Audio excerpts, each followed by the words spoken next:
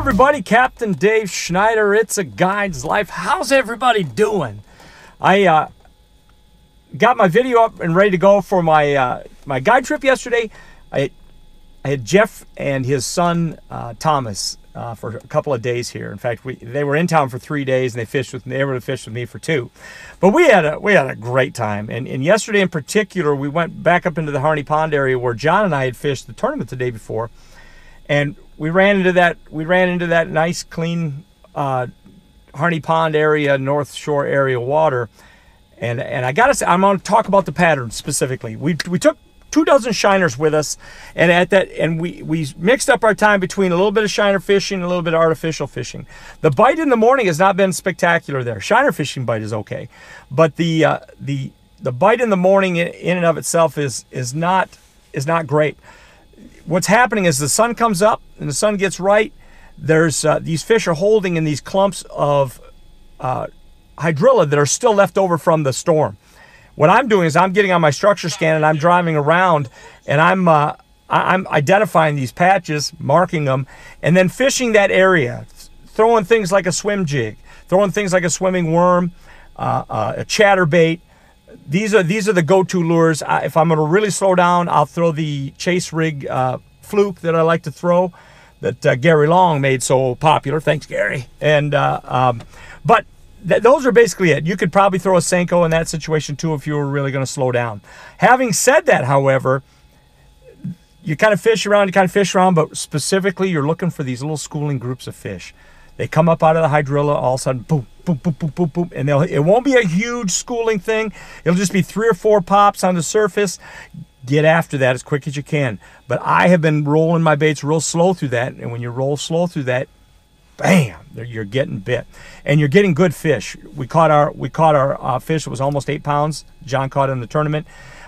We caught on a swimming worm. We caught the one that was almost that was over 5.5 pounds, and actually no, it was 6 pound. We had a 6-pounder and a 7.3 or 4, something like that was actually what they were. But that's how those fish were caught, and then all the other all the other fish basically we caught all day were caught basically on that pattern.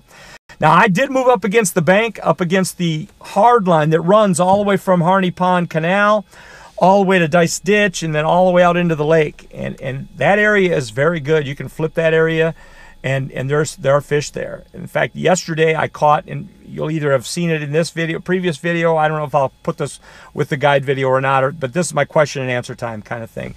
But you'll see we caught a 6'10" and a 6'2", both on shiners, right up against that hard line. And I also know that the winners of the Roland Martin event pitched that hard line quite a bit. And so there's fish up there, guys. And so what I want to do right now is that's kind of the pattern. That's kind of what's happening. That's how I'm approaching it. But I want to start. You had a question. My wife's going to be reading some questions here. We had a question specifically about somebody asking about clear water and can't get to the fish or not getting the fish. And somebody, if you can find that one, what is that question? Go ahead. That said Billy P. He says, I got skunked on the north end yesterday. Maybe he didn't want me to say that. Well, come on. Anyway, nice and loud. What do you do when you find clean water and they just won't bite? Right. Okay. And I want to start with that one. Billy, thanks for the question. Right now, the big search is clean water, clean water, clean water.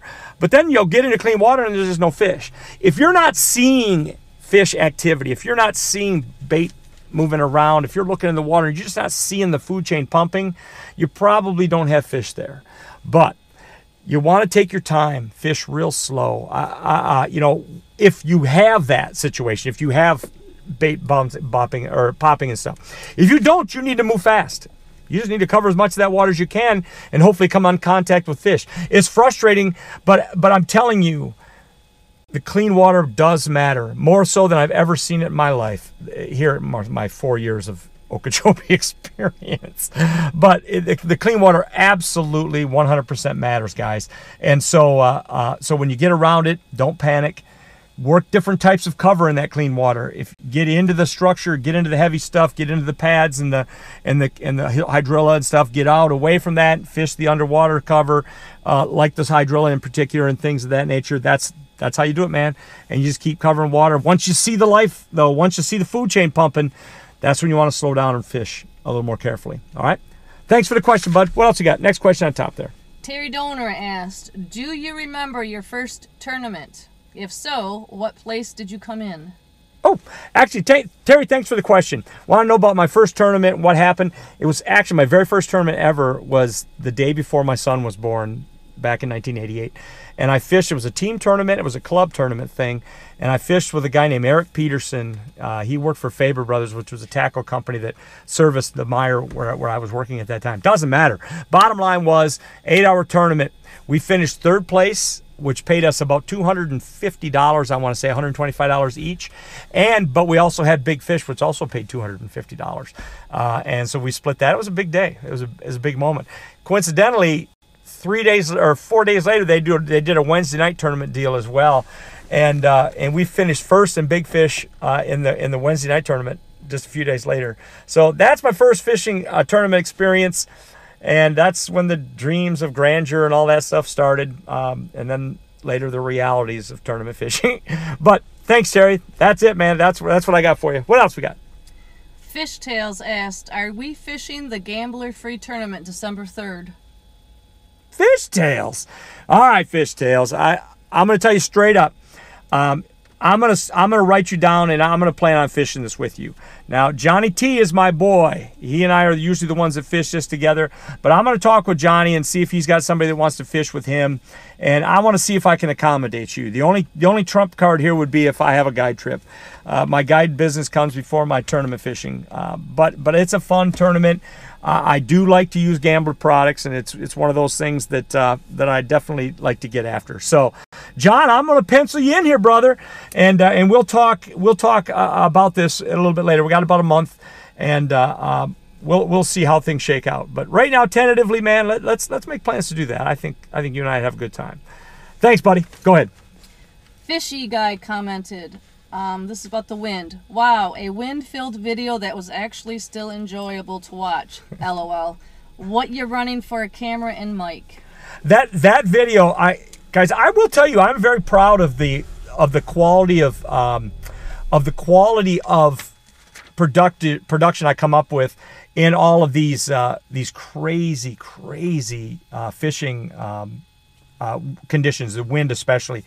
I use a couple different things. I use obviously the big muffs on the Rode Mini, but a lot of times too I use a little tiny, and I'm even sure where to get this mic. In fact, I'm going to call DJI and find out if they retail them. But DJI sent me 2 little tiny mics that plug right into an Osmo, and I've been plugging them into my GoPro because frankly the audio that I get out of it is spectacular. And it was meant to kind of, because the initial audio quality in the Osmo setup wasn't great, and so they went to kind of trying to offer a solution. It's probably a $15 or $20 microphone. Let me do a little more research. If I find out where I can get them. Oh, somebody's calling me. If I can find out where I'm getting them, that's my nephew Chris Parsons. Chris, I'm gonna have to call you back, brother. Anyway, I'm sure he'll be watching the video later. But if I get a track on these things, I'll throw it up. I'll get it up there for you guys so you can get them, because they're actually really good mics. And I plug them into the accessory deal for going into the side of a GoPro. And those videos are primarily shot on GoPros, for the most part. So great question, man. Thank you. And I don't do anything post-production to the audio, really. I might adjust the levels just because I try and keep everything level. But I don't do any kind of fine-tuning with the audio. What do you got? Next. Okay, the next one was from Chris Reed. He says, how come you never see any guys targeting the lake fish out towards the middle? I talk about, these are lake fish, these are lake fish, these are lake fish. All right, here's the deal. There are places out in the lake where you can catch a lake fish. Places like the Iron Cross, Blue Hole, Hole in the Wall. These are all places you get out away from the shoreline. Blue Hole is not out there, but but Hole in the Wall, and there's a lot of stuff offshore. You can't just run across Lake Okeechobee. There's all kinds of stuff to run into. Lots of reefs and lots of things like that.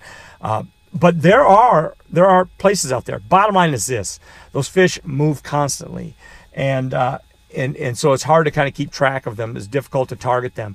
You basically target them as they come to you. And when they come down in very predictable travel lanes and stuff, when they come shallow for their spawning cycle, is when most people get after those fish. Great question, though, Chris. A lot of people don't do that. Now, we talk offshore. Now, if you get offshore a little bit, or maybe 100 yards outside the hard lines and the grass lines, sometimes there's hydrilla beds, seashell beds, and things like that, and those can be places to catch fish. But it's a lot of running and gunning. Great question. Thanks, Chris. Bass Fishing with TK Heaven was asking about the color of the bellies of the fish. Oh, the white fish. Yeah, the white fish or lake fish that goes in contact with everything else that I was mentioning. What it is as the fish spends time in shallow water, it gets a little bit of a yellow tinge to the white plates underneath its chin, and the belly itself starts to turn colors. A fish that has not been in shallow grass tends to have a lot more of a white belly. And so we get excited when we see a white-bellied fish, primarily because it means that these fish are moving in and coming in. And that means oftentimes when they start moving in groups and coming past you, there's a chance that you might have a group of 7, 8, 9, 10-pound females that come through. And that's when Bubba gets paid. That's when people have those amazing days on Lake Okeechobee. All right, guys. Well, listen, I guess I thought I had more than that out there. I'll do another question and answers. You put them out there. I know there were some other things that we didn't get to right now, but you know what? I'm up in as long as this video needs to be. Guys, I want to do a little giveaway. So I've got a little prize pack together. I'm going to give away a couple of bags of soft plastics and a couple of hard baits. And what I want you to do is go into comments and write, "I shared it, Captain," and do me a favor and share the video. And I'll get, when I get "I shared it, Captain," and you've shared the video for me, I'm going to put you in 24 hours after it posts. Within 24 hours, I'm going to pick a winner. I'll announce the winner. We'll get you that little prize pack sent out to you. Captain Dave Schneider, guys, do me a favor. If you like the video, smash that like button. Bam, bam, bam. I like it. I like it. I like it. If you got some friends, do share it for me, guys. We're building a fire. Things are picking up. I'm getting more views. The subscribers are growing and growing here. We're starting to gain some momentum. I'm looking forward to this big push here. I'd like to get up into that 2, 3, 4, 5,000 range sooner than later. I really feel like we're gaining some momentum. We're building that fire and it's working. All right, so much appreciated. And ultimately, guys, if you haven't subscribed, please do so. All right, I'll take good care of you. Back to the everyday schedule as best I can. Captain Dave Schneider, it's a guide's life. It's a great life. Thank you so much for checking it out, man.